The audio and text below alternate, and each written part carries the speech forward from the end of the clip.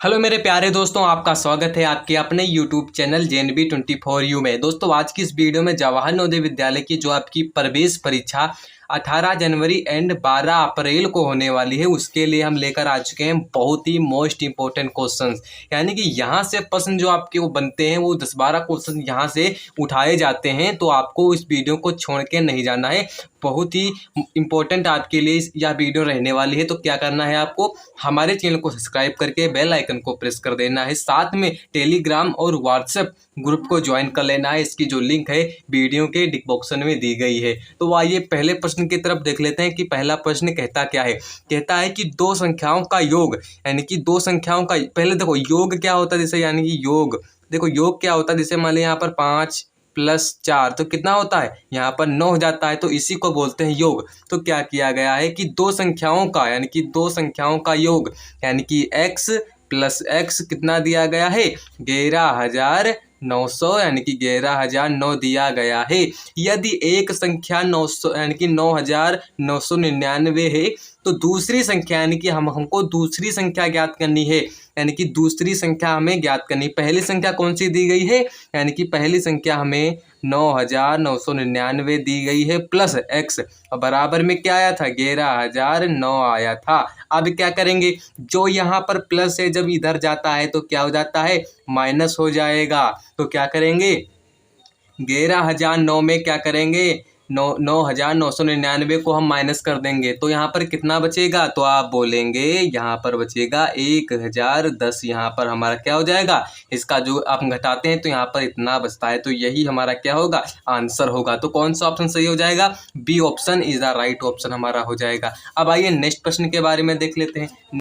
आइए नेक्स्ट प्रश्न के बारे में देख लेते हैं कि दूसरा प्रश्न क्या कहता है कि 1.32 + 0.4 बराबर है, यानी कि इसका योगफल क्या है, इसको हम जोड़ेंगे तो हमें किसके बराबर प्राप्त होगा। तो आपका पता होगा कि दशमलव का जोड़ किस प्रकार से किया जाता है। तो क्या करेंगे, 1.32 और यहाँ पर 0, यानी कि दशमलव एक साइड रहेगा, तो यहाँ पर दशमलव लगा देते हैं। दशमलव के इधर 0 था तो इधर हम 4 लिख लेंगे। अब इसे प्लस कर देंगे, यहाँ पर 2 के नीचे कुछ भी नहीं है तो क्या करेंगे, 2 लिख लेंगे। 3 4 कितना होता है, 7 होता है। दशमलव के नीचे हम दशमलव लगा देंगे और 1 0 कितना होगा, 1 होगा।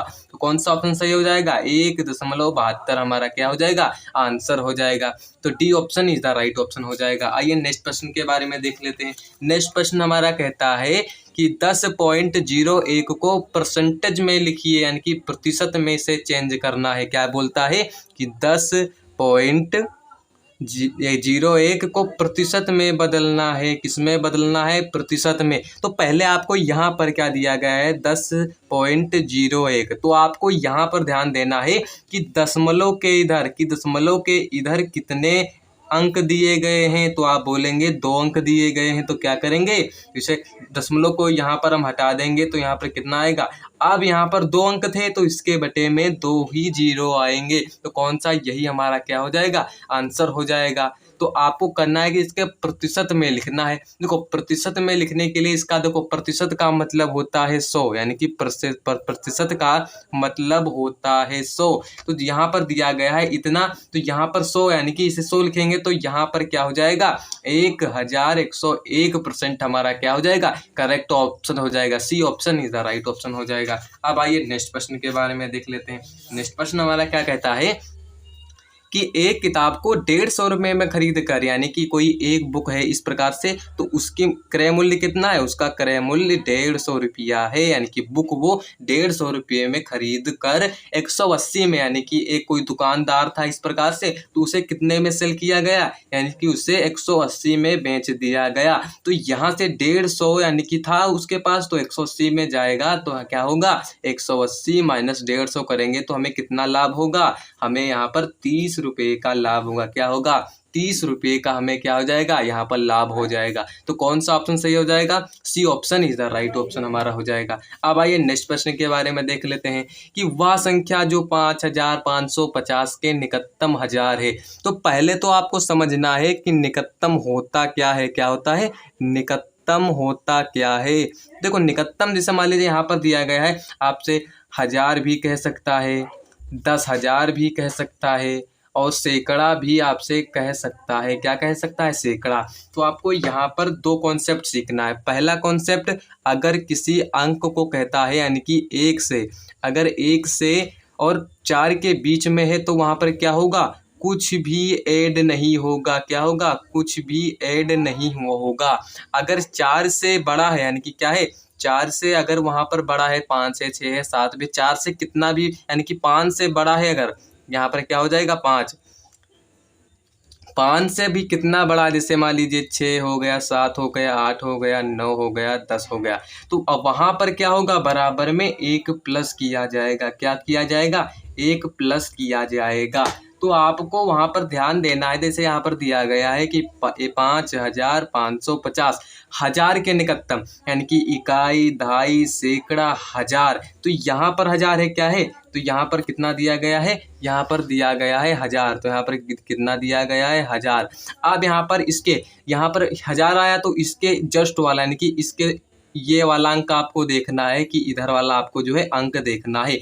देखना क्या है कि 1 से अगर 4 तक का है तो कुछ भी ऐड नहीं होगा। अगर 5 है, 6 है, 7 है, कुछ भी है तो वहाँ पर 1 प्लस किया जाएगा। तो यहाँ पर कितना बराबर? इसमें 1 प्लस किया जाएगा। किसमें? 5 में यहाँ पर 1 प्लस किया जाएगा तो यहाँ पर 6 हो जाएगा। और उसके आगे कितने भी अंक हैं उतने जीरो लग जाएंगे। 1 2 3, तो यहाँ पर 3 जीरो लगा देंगे। तो यही हमारा क्या हो जाएगा? 1000 का निकटतम मान हो जाएगा। तो कौन सा ऑप्शन सही हो जाएगा? D option is the right option हमारा हो जाएगा। अब आइए नेक्स्ट प्रश्न के बारे में देख लेते हैं। तो यहाँ पर आपसे इस प्रकार से गुणा करने को बोल सकता है। इसमें अगर आप दशमलव का गुणा करेंगे तो आप को बहुत ही समय लगेगा, आंसर उसमें भी मिलेगा। तो यहाँ पर आपको देखना है कि सन्निकटम मान दिया गया यानी कि सन्निकटम रूप क्या है।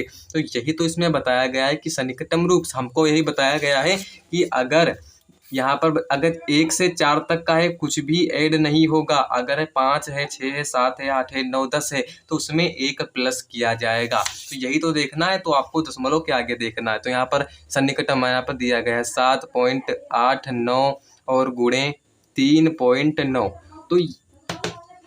तो यहाँ पर आपको करना क्या है? आपको यहाँ पर दशमलव को देखना है। अगर 1 से 4 तक का है तो कुछ भी ऐड नहीं होता है। यहाँ पर 8 दिया गया है तो क्या होगा? 1 प्लस इसमें होगा। क्या होगा? 1 प्लस होगा। तो यहाँ पर कितना आ जाएगा? 8 गुणे। अब यहाँ पर दशमलव के जस्ट वाले अंक को देखना है। तो यहाँ पर कितना है? 9। 1 से अगर 4 तक का होता तो हम कुछ भी ऐड नहीं करते। तो यहाँ पर 9 दिया गया है तो इसमें हम 3 में भी 1 प्लस कर देंगे। तो यहाँ पर कितना आ जाएगा? 4। तो इसमें जब हम 8 चौके 32, कितना आ जाएगा? 8 चौके 32। आपने देखा अगर आप दशमलव का गुणा करते तो आपका बहुत ही समय खराब होता। तो क्या हो, आपको परीक्षा में बस यही समय का मैनेजमेंट करना है।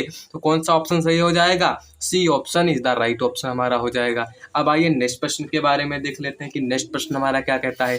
तो यहाँ पर नेक्स्ट प्रश्न हमारा क्या कहता है, जैसे यहाँ पर दिया गया है कि 135% किसके बराबर है। तो क्या दिया गया है? 135% किसके बराबर है। तो आपको प्रतिशत का मतलब मैंने समझाया था कि इसका मतलब 100 भी होता है और हम इसे 1/100 भी लिख सकते हैं। क्या लिख सकते हैं?